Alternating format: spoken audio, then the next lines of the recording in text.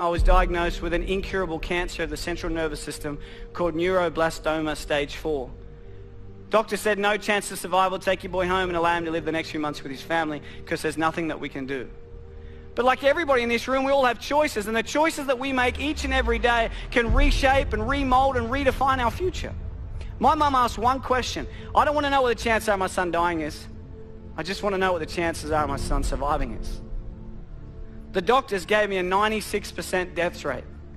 They said, go home. But my mum looked at my glass being 4% full and not 96% empty. But the next day, a doctor came in from America. He said, we're trialing a drug. It's called DTIC. Never been trialed on humans before, only on animals. We're going to trial it on 25 kids. And I truly believe that outside of love, hope is the most powerful word in the English dictionary. This instilled hope into our lives. We started this drug 9 a.m. Tuesday morning. Within 1 month, 20 out of the 25 kids had passed away. Within 90 days, 24 out of the 25 kids were dead. My mum, she would sit there and she would watch a doctor come in and zip up a body bag and wheel them out because of the same drug that she chose to put me on. I say to people all around the world that I'm one of the lucky ones. But I never say I'm one of the lucky ones because I'm still alive. I say I'm one of the lucky ones because I wasn't my mum. My mum had it tough. She had to make a choice to inject the drug into a child that has killed everybody that had ever taken it. Until one day I was finally allowed to go home. The doctor said to my mum, your son, he will never go to school, he will never play sport, he'll be a housebound baby, and if he reaches his teenage years, it'll be a miracle. But we believed in miracles. And my mum wanted my dreams to come true. When I was lying in hospital, my mum bought me a Velcro glove and a Velcro ball. And she'd sit at the end of the bed and she'd lob the ball to me. I'd catch it and I'd throw it back. Till she gets further and further away until eventually I said to her, I have a dream, and that dream is to one day play baseball in America. And people laughed at me. Nobody in your life will tell you what you can do. They'll only ever tell you what you can't do. My dream was to play baseball in America, and I wanted to do everything in my power to make sure that happened. And there was a lot of hiccups along the way. I had my first heart attack when I was 12. I had glandular fever, I had bacterial meningitis. But people kept telling me I wouldn't do it. So it made me work really hard to make sure I could do it. I was lucky enough at the age of 17 to sign a contract and live in America and play baseball. But as you know, life is like a roller coaster. You can get to a pinnacle point in your life and it can get taken away from you in a heartbeat. At the age of 18, I was playing baseball in Phoenix, Arizona. I slid into a base at second and I woke up 3 days later. And at the age of 18, I suffered my career-ending heart attack and I was sent home. I was a depressed boy. I thought life wasn't fair. And I would pray every night, but I wouldn't wake up in the morning. I just wanted God to take me.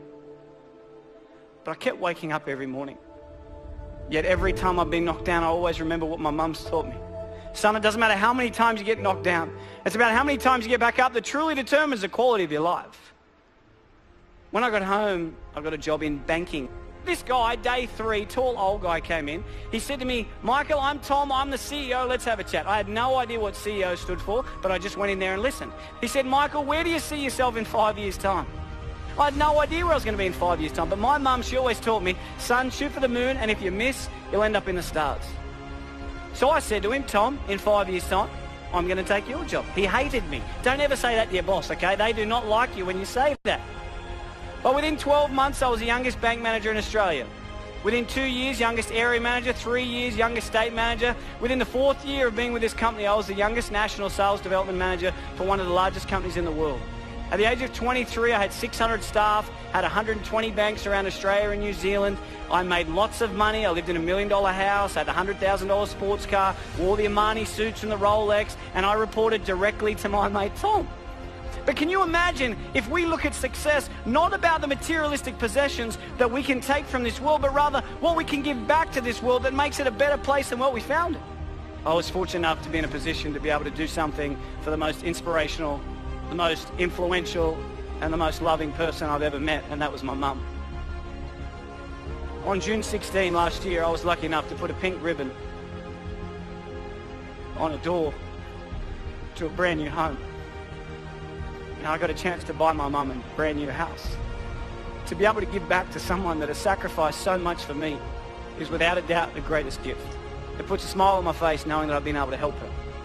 And when I was 7, I heard through the curtains the doctor say to my mum, he will never go to sport, he will never play baseball, he will never ever go to school, and if he reaches his teenage years it'll be a miracle. And my mum, she walked out and I said to her as if I didn't hear, what did the doctor say?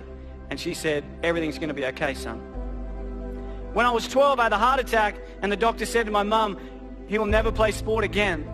She walked out and I said, what did he say? And she said, everything's going to be okay, son. And earlier this year, I finally got a chance to return the favour. Unfortunately, earlier this year, the doctors found 4 tumours in my throat. I've never seen my wife cry so much in all my life. The doctor said to me, Michael, we're sorry, but tomorrow's not guaranteed. You need to slow down. But that's one thing we all have in common, because no one's guaranteed. I think that life is not about the amount of days that you live on this earth, but it's about what you fit into those days that allows you to live a remarkable life. And I remember driving home, and she called me, my mum, and she said, Mike, what'd the doctor say? And I said to her, Mum, everything's going to be okay.